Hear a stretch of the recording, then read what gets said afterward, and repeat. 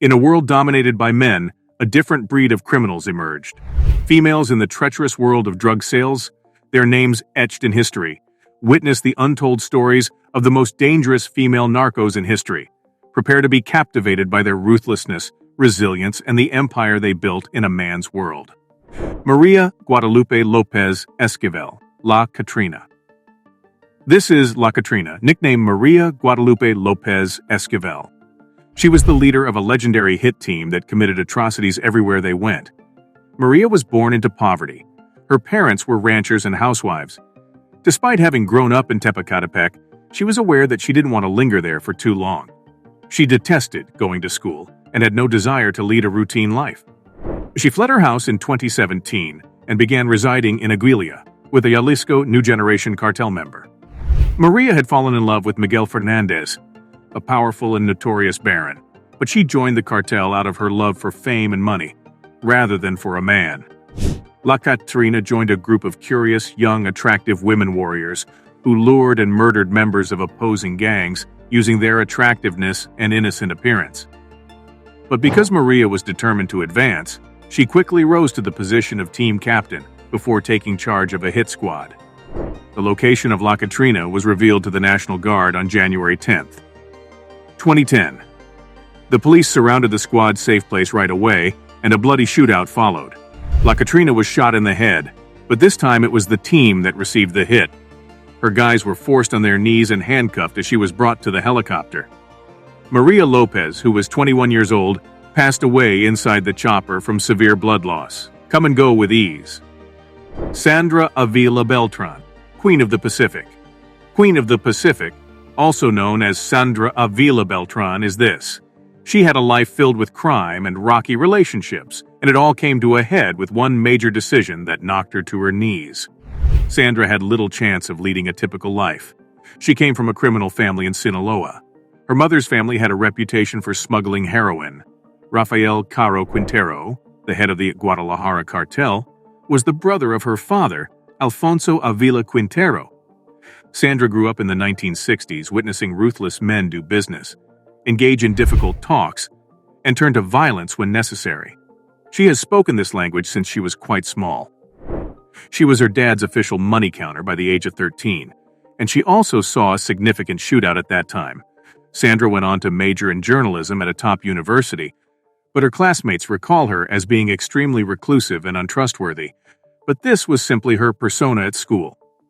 Sandra began dating Amado Carrillo Fuentes, the leader of the Jerez cartel, when she was 21 years old. She rose to prominence in the Sinaloa cartel at about the same time and was in charge of a shipment of legitimate drugs to the U.S.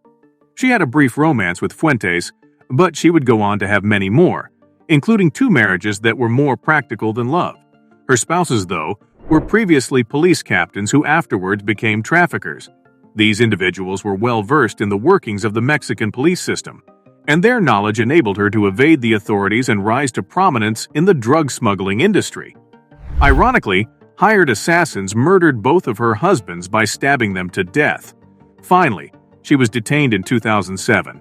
She answered clothing, despite having been found guilty and sentenced to life in prison when the officer asked what line of work she was in. She insisted that she had no business being there, complained about bugs in her cell, and set up ideal living conditions, including food, booze, and smokes to her taste. She complained that her fundamental rights were being violated when she was refused meals from a restaurant. She was freed from prison in 2015, and she is currently living her best life. Enedina La Jefa. La Jefa, which means the boss, refers to Enedina Arellano Felix in the context of the Mexican cartel.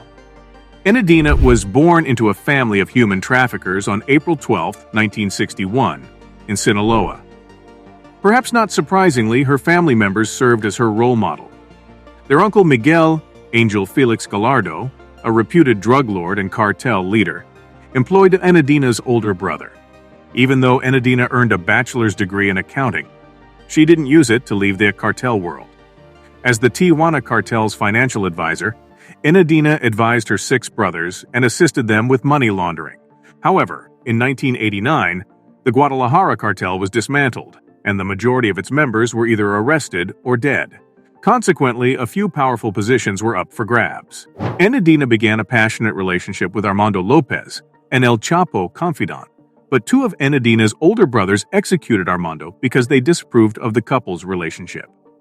Yes, that is what you do if you don't like your sister's lover. But Enadina was merely inspired to become the cartel's leader and prove her brothers wrong. The cartel's finance leader, El Chay, passed away in 2000. She assumed control of his role. She eventually succeeded in dominating her brothers. Eduardo, one of them, was detained in 2008. Enadina has had a reputation for sensible, methodical approaches to business and for conducting amicable discussions since the 1990s. Her main interests are bribes and the trading of illegal substances. She never swears and she never issues assassination orders.